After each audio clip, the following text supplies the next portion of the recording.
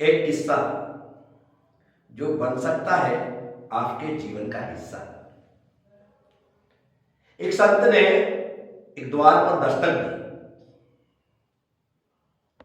कहा भिक्षाम देहि। द्वार बंद थे, बंद ही रहे। संत ने फिर आवाज दी, भिक्षाम देहि। द्वार इस बार भी बंद ही रहे।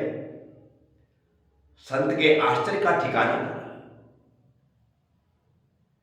कि जो द्वार हमेशा साधु संतों के लिए खुले रहे, आज आवाज देने के बाद भी बंद है, खुल नहीं रहे। मेरी आवाज का असर कम हो गया या इनकी भक्ति कम हो गई? संत ने यह विचार किया, फिर सोचा कि क्यों ना एक अवसर और दिया जाए।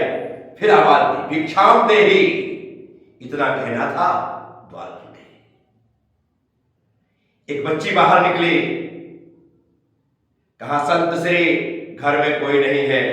संत ने कहा बेटा, मुझे किसी से कुछ लेना देना नहीं, भिक्षा चाहिए भिक्षा दे दे, मैं चला जाऊंगा। बाबा भिक्षा घर में नहीं है। बेटा तेरे लिए जो कुछ रखा हो माँ ने वही दे दे, मैं लेकर के चला जाऊं। बाबा माँ ने मेरे लिए कुछ नहीं रखा है। इतनी वार्ता चल रही थी कि संत की दृष्टि एक टोकरी पे रखे हुए फल पर पड़ी। कहा बेटा टोकरी में फल रखे हैं, उठाकर मुझे दे दे। बेटी ने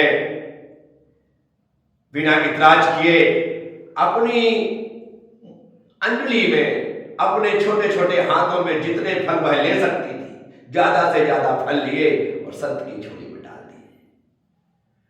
जैसे संत की झोली में फल गए, संत ने एक फल उठाया और कहा ले बेटा, ये प्रसाद ग्रहण कर।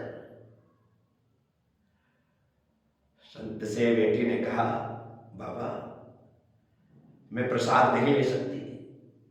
बेटा तेरी मां तो मांग करके लेती है। बाबा मेरी मां मांग करके लेती होगी, लेकिन मैं प्रसाद नहीं लूंगी क्योंकि मैंने आपके हाथ का चमत्कार देख लिया। क्या देखा बेटा? बस बाबा देख लिया। आपको देना है तो आशीर्वाद दे दो, अपना हाथ मेरे माथ पर रख दो। आखिर तूने चमत्कार क्या देखा? बाबा मैंने देखा टोकरी में थे तो फल थे, आपकी झोली में आए और आपने जैसे ही छुआ वो फल प्रसाद हो गए। बाबा आपके हाथ बड़े चमत्कारी है, आप फल को प्रसाद बना देते हैं। तो मैं सोचती हूं आप मेरे माथ पर हाथ रख देंगे तो मेरे जीवन को भी प्रभु का प्रसाद बना देंगे। बस आप अपना हाथ मेरे माथ पर रख दें। छोटा सा किस्सा आपके जीवन का हिस्सा बन सकता है। क्यों ना संत से कुछ मांगने के बदले उनका हाथ अपने माथ पर रखवाएं और अपने जीवन को ईश्वर का प्रसाद बनाएं।